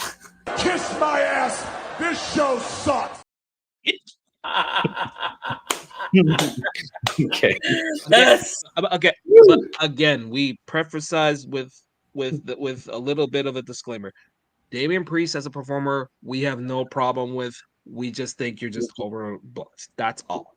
Yeah. Is a no good, lousy son of a bitch. Hey. Wow, he's catching strays. Okay. Okay. All right. Let's get back to the real thing here. So we had our next Money in the Bank qualifying match of Jacob Fatu versus Carmelo Hayes versus Andrade. First of all, shout out to those three. Well done. Good chemistry from all three there. Shame that Melo yeah. got married. Oh, I know. What a shame there. Anyway, I know. What a shame. Anyways, yeah, good stuff there. We knew Andrade and Melo had the chemistry. You add Jacob Fatu there, that just turns it up a notch there. Little shenanigans at the end there with Solo basically telling Fatu to do it again. Jimmy Uso came out, super kicks JC Mateo.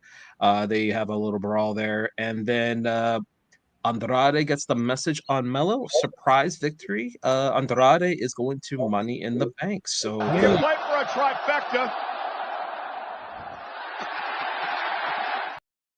there you go. Sorry. I personally was surprised. That Andrade got the victory here because I thought he was going to be a throw-in in there, but pleasant surprise. So that's good. Good. Congratulations to Andrade there. Good job there. We then had Byron Saxton basically running down the members of the Money in the Bank ladder match, and then LA Knight just walks in, comes out of nowhere, and then he has a little bit of an interaction with Aleister Black. So I'm guessing they're gonna have a one-on-one match next week, which I have no problem with. So He said that win is partially mine. yeah, exactly. That is a fact there. So yeah, exactly. Jacob Fatu then is going crazy. He basically says that he doesn't need his help. So, a little more tension there. And then we get to an absolute amazing promo segment here with Cena, Cody Rhodes, Jey Uso, Logan Paul. Cody Rhodes basically says, I had a little bit of Tennessee whiskey or whatever after his or cough syrup, excuse me, after WrestleMania. And then he said that you were a good champion. I felt good, and that was a hopeful moment. That was a silver lining on a dark cloud. And I started to think about my whole year. And then he basically runs down what happened with him about AJ Styles, about Kevin Owens getting sucker punching him on his bus while his kids were sleeping. While his kid was sleeping. I found that line funny there. How about the final boss? And basically he tells John that, I hesitated last time I faced you, and this time I ain't going to hesitate. So, yeah. I think this leads to a heel Cody. A double turn before Cena retires. Maybe. If you paid attention where he said what burned you from behind the eyelids, and then he started to go into it kind of like Homelander. He was like in reference to Homelander, and then he was like, wait, let me stop. And then he mentioned The Rock wanting to sell, or him wanting to sell his soul to The Rock. Yeah. And how The Rock pretty much was like, it's an open-ended invitation, right? So it didn't close down. Really quick, somebody sent me a video of Lance Archer and Bobby Lashley going to some random MMA show in Texas. Yeah, they didn't give him free tickets. They're giving away free all-in tickets. Oh, all-in tickets. Not Forbidden Door, not Dynasty, not All Out, All In. They're WrestleMania. That is fucking pathetic. That is pathetic. Absolute pathetic there. But oh wow, that's a crap there. We then had a surprise entrance of Jey Uso coming out to support his dog there, Cody Rhodes. And yep, that's right. And there was actually a funny during the commercial break. I know you guys didn't see it, but there was in the commercial break they were doing the entrance, and then Wade Barrett forgot his mic was off. He goes, "Look at this view, look at this shit in the background there. Look at this view." And then Joe Tessaro can be like, "Still on." I was like, "Oh, geez, sorry." So I found that pretty funny there. Someone pointed it out after. I was like, "Oh, that's funny." And then yeah, and then John Cena came out. I love that he literally went right at them. He goes, He "I'm went upset scorched too." earth on both of them. He tortured. Yeah. I'll read the whole promo here. "I'm upset too. It isn't professional wrestling's biggest wannabes. You are nothing more than a John Cena wannabe, and you are nothing more than a John Cena wannabe. You both want to be me so bad. It makes me sick. You want my fame, my money, but you will get neither because you're too desperate and you're too lazy.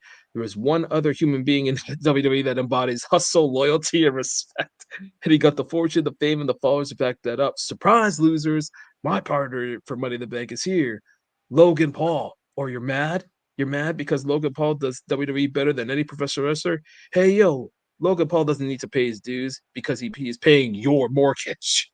I fucking love And it. everybody in this building did not come to see you. They came to see me and Logan Paul. And then Logan And he Paul got a came fucking out cheer there. for that too. That's what's hilarious. I mean, he's not lying there. Yeah, Logan Paul basically runs down the mall and just before and then they go back and forth there, and then they were about to fight.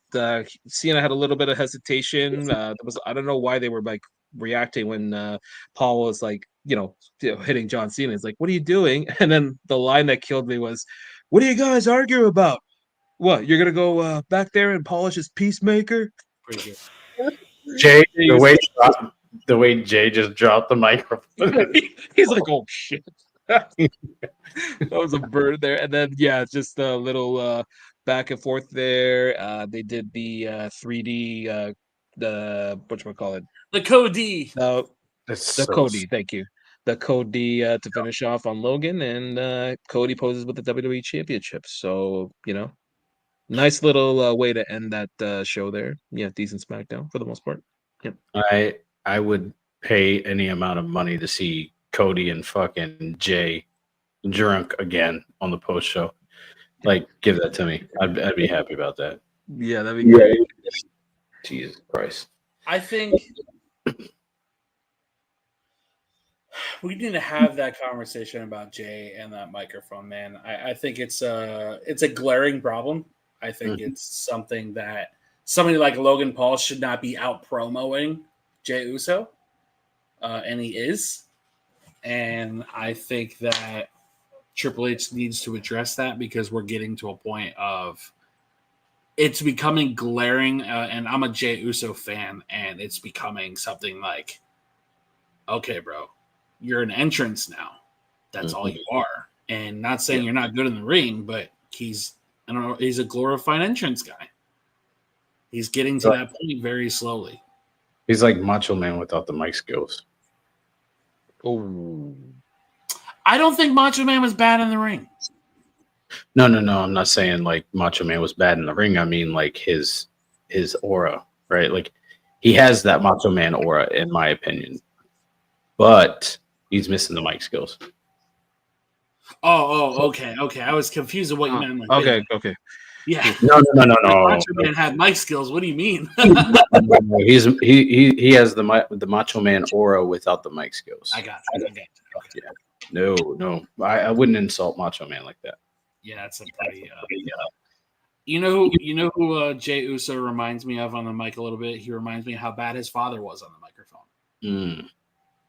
Which is another F-bomb I'd love to say. I wish Rikishi would shut the fuck up. Yeah, I wish I still had the Rikishi picture on here of him and Naomi. Steer him wrong. Look, man, that at this point, right? Like, I understand, like, when Jay was getting pushed into the position to be a heavyweight champion. And he, was still like a year or two out, and they weren't capitalizing on some of these things with Jay. I get it, where Rikishi had that opinion, but now he's champion and he's getting everything that Rikishi wanted for him. And now he's bitching about something else, something more. It's like Rikishi's a fucking helicopter parent. He's a helicopter parent, and he needs to get the fuck off his son's dick. Pause. Yeah. You know what's really annoying is he bitched when he was jobbing, and now he bitches now that he's a champion. He's being put in the ring with two of this generation's biggest baby faces, and Logan Paul, who has a following. Yep. What are we doing that we're complaining that Jey Uso is in a ring with John Cena? For fuck's sake. Yep. Like we're just. I feel like we're at a point where not only is the IWC unsalvageable, but I feel like even some of these veterans are unsalvageable. Like Rikishi is one of the most unbearable voices in this community, in my opinion. Yeah. He might be worse than Dave LaGreca, and I can't stand that motherfucker. That too. Dave LaGreca, that guy. I'm just gonna leave that alone. But yeah, man. This week, man, wrestling's been pretty good. Pretty good. I'm excited about next weekend. Somebody in be fucking solid. Yeah, absolutely. JR, what you excited for this week? Just the remainder till Money in the Bank and Worlds Collide. That should be a good show. Looking forward to seeing the talent there, seeing the combinations there. Looking forward to seeing Stephanie Vickers' first match on Raw. So I'm sure she's going to get a good reaction from the crowd there because they've already seen her, over the last month or so on Monday Night Raw. So looking forward to that. Final stages of the final closing date here this week here. So just need to get the figures ready, and then so I know how much I have to pay in this case here. But let's get into it. I just want to get it over with, so then that way I can breathe a sigh of relief at long last, and then just start saving money amongst other things. So it's awesome. Yeah. Chris, what are you excited for this week? Man, that triple threat's gonna be something. We get the official debut of Stephanie on Raw. I mean, we had it a couple weeks ago, but she wasn't part of the roster just yet. So I guess her main roster debut, being part of the brand, I think is gonna be great. I can't wait to see Zelina and Julia interact a little bit more. I think the Worlds Collide pay-per-view might be the best pay-per-view of the weekend, to be honest with you. I think Money in the Bank is going to be fine. I just feel like people are going to find something to bitch about regardless. So it's like, I'm not going in there worried about what this community thinks about the show, but I'm confident that it's not going to be chaos in this community for the next week.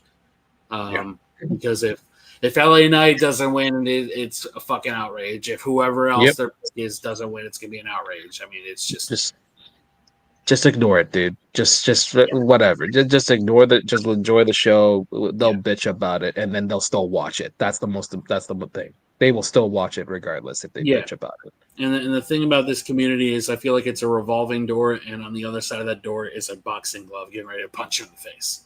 It's just nonstop outrage. But I digress. I think it's going to be a fun week of wrestling. I'm going to tune in, thank you, R-Truth, and I hate that he's gone. And we move forward. The machine keeps going, unfortunately.